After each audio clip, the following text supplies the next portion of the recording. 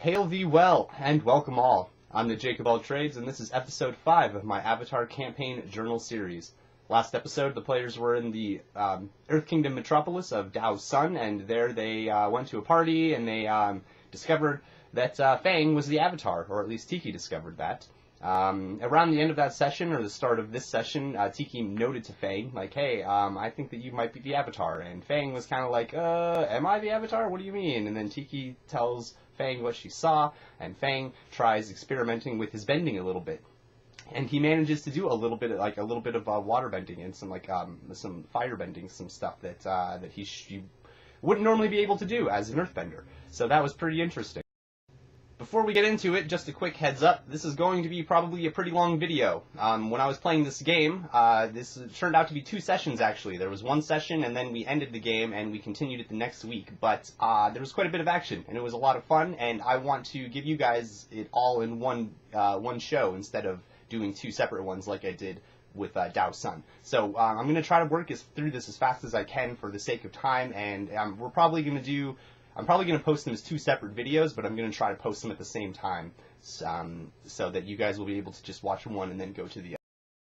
So the players started the session in the morning, getting ready to leave Dao's Sun. They loaded up Popo and they all hopped on and they began flying towards the village of La Ming.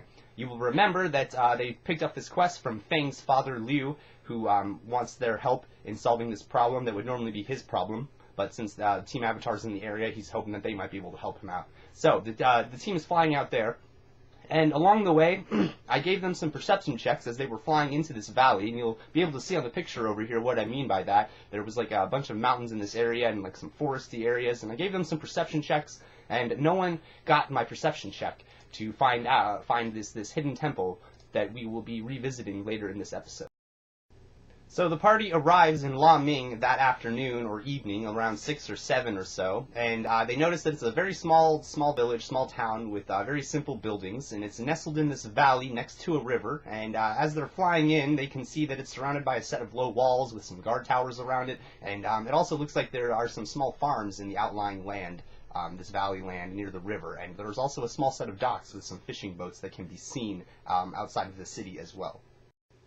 Flying into the town and landing, they can get a better idea of what this village looks like. They can see that there's actually a lot of buildings that are in the process of being destroyed, or half-destroyed buildings. Lots of damage to the exteriors and second floors, and structural damage has been done to a lot of buildings in the town center, the town square. And it appears that a lot of people are pretty frightened. There's not a lot of activity as the hour grows later, and it seems that most of the shops in the city have closed and have been replaced by open-air stalls, like vendors who are just selling their wares, and then they pack up their stalls as soon as the sun begins to set, and they head back home. So the inn is also closed, as are the stables when they first arrive, which might cause a problem for them because they've been used to staying at an inn and having a place to shelter their air bison as well. After they explore the city a little bit and come to these conclusions about the state of affairs, they are greeted by a local guard, a city guard, who explains the situation. As you may remember from the last episode, Liu said that he was going to send a letter ahead so that the village would be expecting them, and this guard apparently has read that letter and was expecting these guys to show up. So he goes and talks to them and starts explaining the situation, as soon as he verifies that they are indeed who he is looking for. So, he says that these attacks started several weeks ago, right after this large earthquake that struck the area. And it appears that afterwards, these attacks, what happened is there's this giant spirit, this large serpentine spirit that emerges from the ground every night, and then it just destroys stuff and then it leaves. It just disappears. It dives back into the ground. And not every night, I'm sorry, it happens every week on the same day at the same time. So it's a weekly thing that happens every 7 days.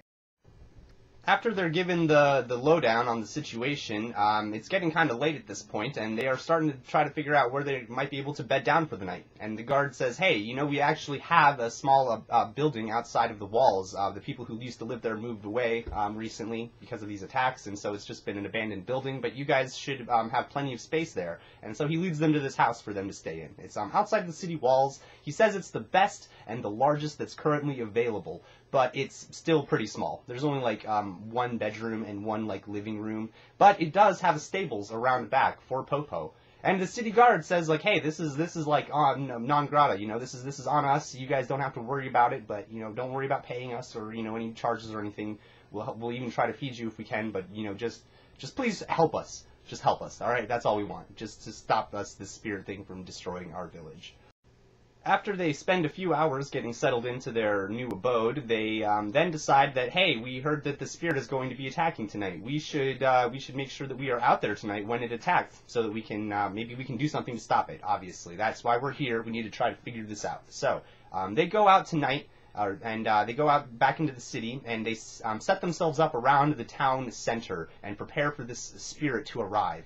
Fang actually meditates into the spirit world at this point. He had some inkling that he was the Avatar, and, you know, knowing that an Avatar has like, you know, these spiritual obligations, he decided that he might try to, well, I heard it might have been a spirit, why don't I try meditating into the spirit world?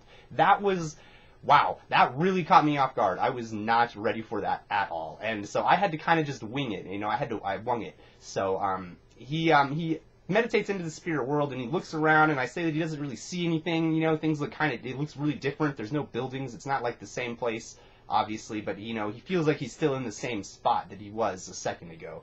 And, but anyway, yeah, so he's in the spirit world when he sees this giant flying serpent, this blue glowing serpent, come just like rushing through the air directly towards him.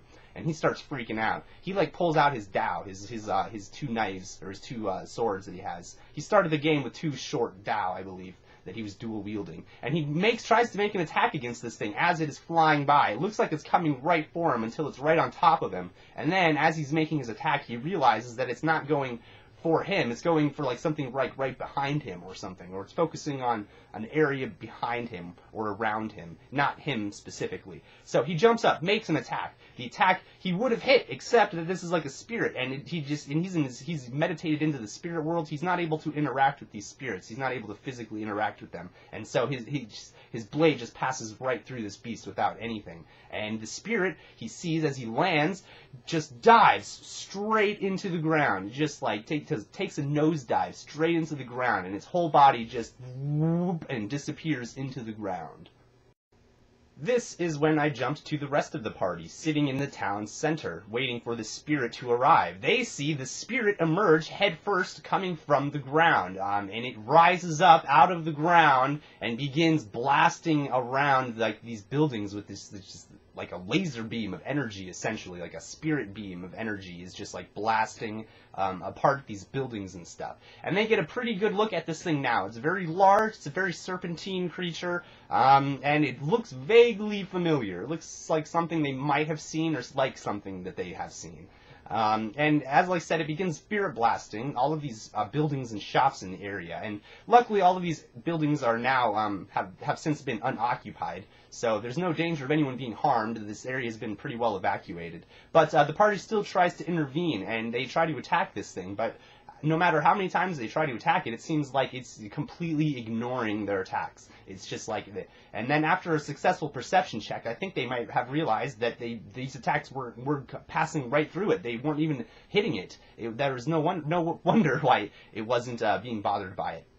So, after several rounds of this, about the time they figure out that they can't really hurt this thing, it dives back into the ground. It quits its rampage, and it dives back into the ground. And this is when Fang sees it emerge from the ground again. He stayed in the spirit world during this combat interaction, actually. I had asked him, hey, do you want to try to meditate back into your body so that you can join the rest of the party? And he's like, no, I think I want to hang out here and see what happens when it comes back. And I was like, okay, that's an interesting choice. So he was hanging out there when it popped out of the ground from the same spot that it had entered, and then it began flying back the same direction it had came. He is, again, unable to interact with it at all, but he believes that it's traveling in a northerly direction. At least that's the direction it appeared while he was in the spirit world. So the spirit fled. Fang meditates back to his body in the material world and regroups with the rest of the party and shares his information with them, and they share their information with him, and they all decide that the best thing they can do right now is to just go home and rest for the night.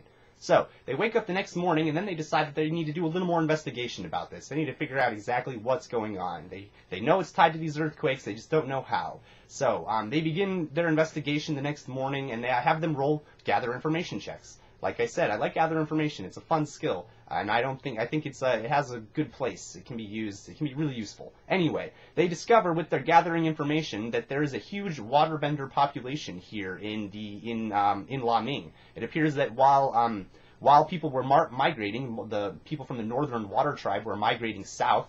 Some of them, as they were migrating south, some of them just kind of decided to stop along the way. They decided hey, this is actually a pretty nice spot. I don't have to go all the way, south. I can just hang out here. This is pretty cool. And so there's actually about 30% of the local population is water tribe. And like I said, left over from the northern water tribe emigration south. And most of these waterbenders in the area, in this town, recognize this spirit that's been attacking them. They tell the party that the spirit is called the Unaga. And it was a spirit that used to be worshipped in this area. And if they rolled 10s on their gather information, they were able to find out additionally that this spirit was no longer worshipped. Because about 20 years ago, there was a royal decree from the Earth Queen outlawing the worship of this spirit. Essentially, it was an ego thing. The Earth Queen didn't want any of her citizens worshiping anything except for her. So that was the first bit of information. The second bit of information, if they rolled a 15 on those gather information checks, they could learn that pilgrimages used to be made to the Unaga's spirit temple, and they know that that is somewhere to the north of the village. They don't know exactly where. If anyone rolled a DC 30 on their gather information, which at this level would have probably been a 19 or a 20 on the die, they would have gotten the actual location. They would have been able to find an old-timer who remembered making said pilgrimage and knew the way there. But no one rolled that high, so they had to find it themselves. So they asked more about this attacking spirit, though, when I had them more gather information checks. On DC 10s, it's glowing blue. It's spirit-like. And it looks like a large flying serpent, kind of like a dragon. At this point, this is information that they kind of already have because they faced it last night. With a DC 15, they find out that it's possibly from the spirit world. Again, something that they already knew, and they also hear that it's like a flying unagi. Now you're seeing the correlation there, Unaga, Unagi. Yes, those of you who are familiar with the Avatar original series will probably be recognizing what this creature is now, or what this spirit is, what form it is taking. Anyway, with DC 20, they find out that most of the Earth Kingdom shops have been destroyed, and that it is most likely from the spirit world, whatever this is. And with a 25 or highest, I just gave this information to whoever rolled highest on their DCs. That's a fun little tool for you GMs. If you want to have some challenging information, you want everybody to roll checks, but you want to make sure that this information still feels like a reward to the player who rolled really well, and it's also vital information that the players really have to know. This is a good way to do it. You set a DC or highest, or best offer essentially, or best roll. So I set this for DC 25 or the highest gather information check, which could have been an 18 or a 17, or maybe even a 7 if everyone rolled crappy, but I wanted them to have this information. So with that roll, they know that it is definitely linked to the earthquake. And if they rolled higher than a 20, then they know it is definitely from the spirit world. So, and they know that they have to go north, because that's all of the information. They get all of the information from, if they get a 20, then they get 20 and below for all of that information. Anyway, we're going to jump to Sindal now for a moment, because he, again, he likes to do his own thing quite a bit, and he decided, he was like, hey, everyone's asking around the city and stuff, I'm going to see if I can gather any information around the docks and stuff. And I was like, oh man, I don't know if I have anything prepared for the docks. Oh wait, I have one thing ready for the docks. I had prepared a single NPC because I had a funny little joke pop into my head that sounded really Avatar, and so I wrote in one little NPC who would just deliver a quick little joke essentially, and that was all he was. But Sindal was interested in talking to this guy, and he was the only NPC I had, so he was pretty much the only guy that Sindal had to talk to. But yes, this random NPC is like, oh yeah, Sindal asks, hey, can you tell me anything about the area? And he's like, oh, I can tell you that, those in the know call us the Elbow. And And it's kind of a silly joke, and it doesn't really make a lot of sense. And he was like, wait, what? And it wasn't until I pulled out the map, and I was like, oh yeah, you see this large stretch of land over here is called the King's Arm. And those are the King's fingers down there, and we're right here in La Ming, and that's right at the bend. So that's why we call us the elbow. And you'll be able to see there on the diagram what I mean by that. Yes, so La Ming is also known as the elbow to those in the know. That is what Sindal did. He also did a little bit of fishing as well, because that's sort of his character. His character likes fishing, and so he did a little bit of fishing as well. And then he regrouped with the party after they had collected all of this information. So the party is regrouped, and they think they have an idea of what where they need to go. At least they don't know what they need to do yet, but they have an idea of where they need to go. And so they hop on Popo's back and they begin flying north, because that's where they heard that this temple was. So again, it was a DC 20 perception to try to spot this thing from above, or they could follow the river, which would take several hours of searching as they had to follow it up, and that would be like on foot. But I actually don't think it took them that long. Someone may have rolled a natural 20 while they were looking for it, and they immediately spotted it, and they were able to bring everyone down to this temple that is kind of hidden from a lot of overgrown trees and stuff in this forest.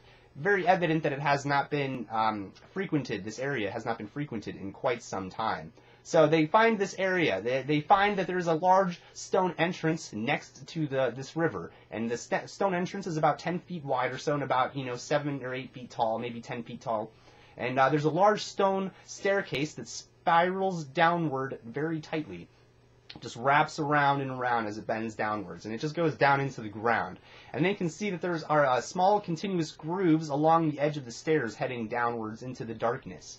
They investigate the area outside of the temple a little further, and one player found that there was a bunch of rubble blocking / rerouting the nearby river. It looks like the river actually went up right by the front of this temple before this earthquake happened recently. And this earthquake happened, it knocked some nearby boulders loose and shifted the geography a little bit, and this river was rerouted essentially. It changed direction, and now it is flowing about like 20 feet away from the temple entrance, and otherwise it continues its normal course. And another player found that there were these long, sharp quills in nearby trees, and there were signs of a large creature in the area. Lots of, it looked like something was rubbing up against these trees maybe, and the large, spiny quills were left behind. No one rolled high enough to know what creatures these were, though. I had hey, can I roll a survival check to try to figure out what this is based on this information? Okay, go ahead. And they didn't roll high enough, and so they don't know what this is. They know it's kind of big, and they know it's got spikes, and they know it's probably living in the area, but they don't know what it is. They are very interested in this stone temple, though, and they are now beginning to realize that this is probably where they need to go to figure out how to fix this problem. And I can't remember whether or not it happened before they went down or after, but I believe that Fang realized that there was something with this water. This water, these grooves along the stairs, there was some correlation between those two. And so he tried to remove some of the rubble to allow the water to pass downwards into the temple. They made their way down. I believe that Sindal had a little bit of fire that he was holding, perhaps leading the way as well, and the rest of the party followed down. After they made their way down the stairs, they quickly saw that there was carved reliefs of a large serpent providing aid in times of need. And these reliefs are all along the wall, surrounding this small antechamber that they find themselves in. They find that at the other end of the chamber, directly opposite the stairs they have just come out of the doorway there, is a large statue of the spirit that attacked last night. And they also recognize that this is the same spirit on the reliefs around the room. So they see this statue at the end of the chamber, and there's a large table at its base. And those in the know, you probably know what this is, obviously. I'm going to show a picture now of the Unagi. That is what it looks like, essentially. Except in the spirit form, it looks like a spirit. It's kind of see-through and transparent, and it glows like blue-white. So that's what it kind of looks like. And this small channel with the water that's running through it, it kind of branches out through the tunnel a little bit as well. And you'll be able to see a diagram here that I'm going to pull up of the first floor of this temple. This is what it looks like. And you'll also see that there are 2 Boar-q-pines sitting in here. And those Boar-q-pines, I'm pretty sure they noticed that our players were there when the players came down. They weren't stealthing, or they forgot to stealth. And so the Boar-q-pines were aware of their presence, and then combat ensued. That is where our first real fight of the night began. For those of you who may be unfamiliar with what a Boar-q-pine is, I will quickly explain. It is a cross between a wild boar and a porcupine. And I will also show another picture, a more clear picture of a Boar-q-pine over there, so that you have a better idea of what they're up against. Apparently they're very large creatures, and their whole bodies pretty much are just covered in these sharp, spiny quills. And that is what makes them kind of dangerous. This first fight actually went pretty quickly, though, and it went pretty quickly for several reasons. First, I forgot to do the quill damage. Whenever they make a melee attack with like a sword, or they try to punch it or something, they try to punch one of these boars, they take melee damage from the quills, because the quills are so long and so sharp that they stab them in like the hand whenever they try to like punch it or attack it or something. And so I forgot about that quill damage for this first fight. Another reason this fight went fast is because my players were getting much better at cooperating with each other in combat, and strategizing with each other, and that sort of thing. Most importantly, though, this is the most important thing to remember, this combat went very quickly because I still had a lot more combat planned, and I wanted to make sure that I didn't completely burn them out, and that they were still in at least somewhat decent fighting shape for the much larger and tougher fight that was to come. After the fight, they realized, or after investigating the room more thoroughly, that there's a doorway behind the statue, the large statue of the Unaga. And the channels that branched out around the room continue through this doorway and down another set of stairs.